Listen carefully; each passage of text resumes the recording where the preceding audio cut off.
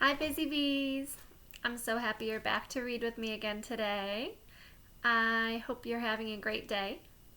I'm thinking ahead to summer, and I can't wait until we get to go swimming in pools again soon. So, today's nonfiction book is about surprising swimmers. The author of this book is Emma Ryan, and she wrote this book to teach us about different animals that swim.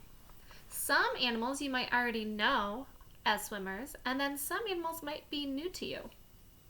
Now, before we read, I want to just show you how she has organized the information in the book.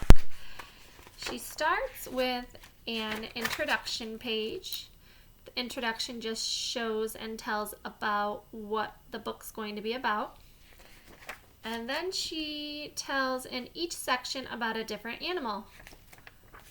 And she gives information about the animal as a swimmer. And then at the end, she puts a conclusion. The conclusion just wraps up all the information, like a closing sentence. And on the last page, she put a glossary. Remember, a glossary is a list of important words from the book, and it tells what each word means. So if you weren't sure what a word meant, you could go to the glossary and read to find out. So as you're listening today, be thinking about what did you already know about the animals in this book, and then what information was new to you. Surprising swimmers. Forget fish. Have you ever seen an elephant swim? Did you know that lots of other animals can swim too, like pigs and tigers? Want to find out more? Dive in to see which creatures go wild for water. Cat. Though many cats can swim, most don't like getting wet. Even giving a cat a bath can be a challenge for pet owners. So if you have a cat, you might already know that. However, the Turkish van, also known as the swimming cat, doesn't mind at all. So here's a Turkish van. And then here's a fun fact. It says cats are mammals, just like us. Tiger. Even though most domestic cats, those are cats that live with people, don't like the water, the largest cat in the world is a good swimmer. Tigers can usually be found living near water. They'll take a dip to cool off when it's hot outside. Then here's a fun fact about tigers. Tigers can weigh up to 500 pounds. Pig. You've probably heard of the doggy paddle, but what about the piggy paddle?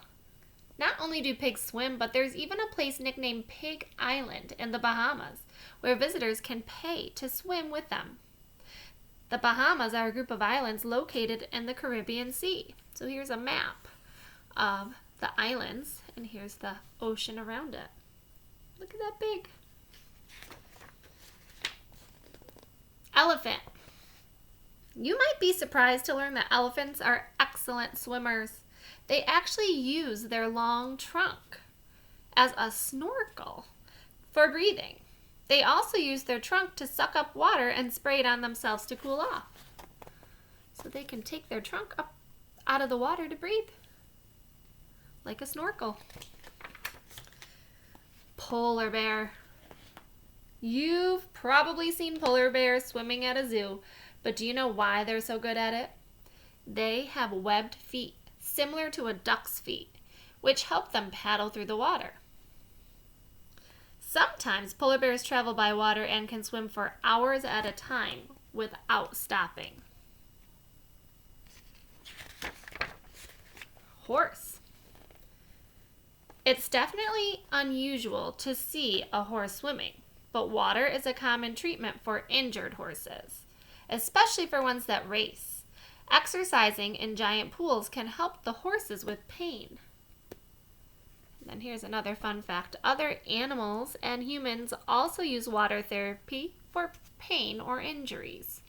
So you can go into water if you have an injury and it will help you get better. Just like these racing horses do. Dog. Did you know that not all dogs can swim?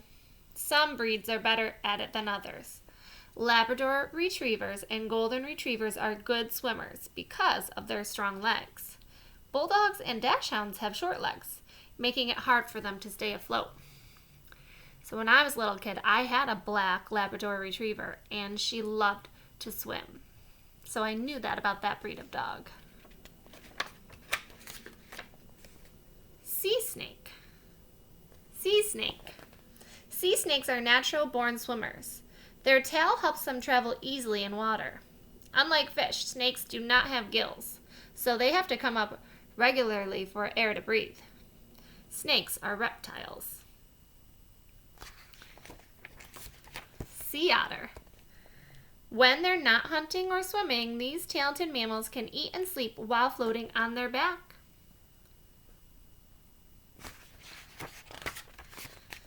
Penguin. Penguins are birds that can't fly, but they can definitely swim. Their wings are used like flippers, and their feathers help keep them warm in cold water. Most penguins find food while swimming underwater.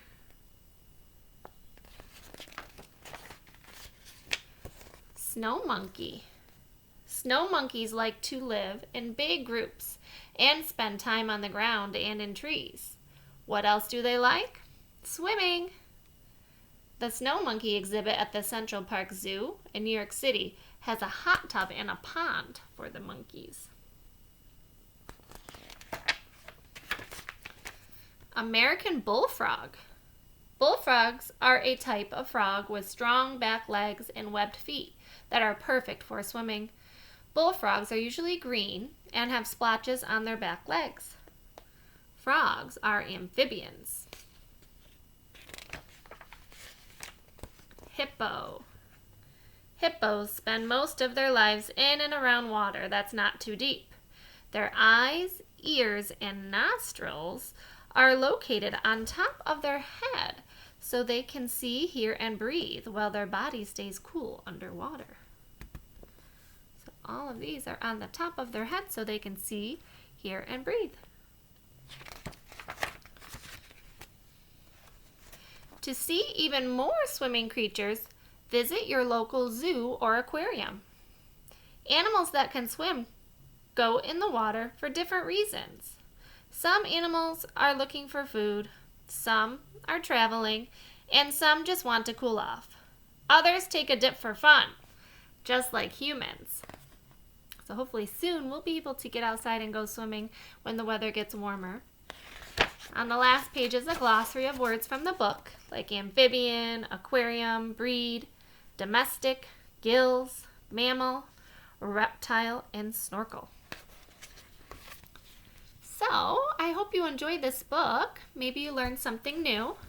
I would love for you to write about and illustrate an interesting fact from the book, and maybe you could send me a picture of it.